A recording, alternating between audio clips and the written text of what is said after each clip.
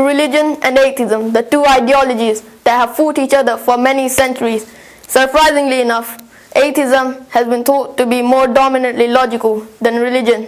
That is, of course, without evidence, and is supported with just as much evidence as there is to prove religion, if not less. We on earth are surrounded by the creation of the Creator, who shows not himself, but scatters his wonderful creation throughout land and sea. Everything here on earth is made to benefit mankind.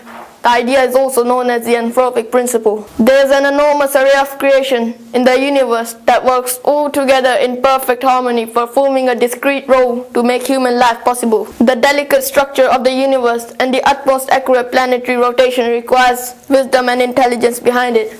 And so to postulate all of this as a matter of chaos is sheer blindness and ignorance. Allah says in the Quran that He created the heavens and the earth from nothing, and that is exactly what science tells us today. We're all familiar with the theory of Big Bang, but most people think of it as an explosion that happened somewhere out there. But the truth is that it happened everywhere, creating space and matter. And so the space started to expand, which science tells us today, but Allah told us 1,400 years ago in the Quran. And it is we who have constructed the heavens with might, and it is we who are steadily expanding it. Allah will guide the ones He wills, and the punishment for those ignorant are their lives in astray and eternity in hellfire. Don't be that unfortunate, because it's never too late to return to your Creator. Jazakallah for listening.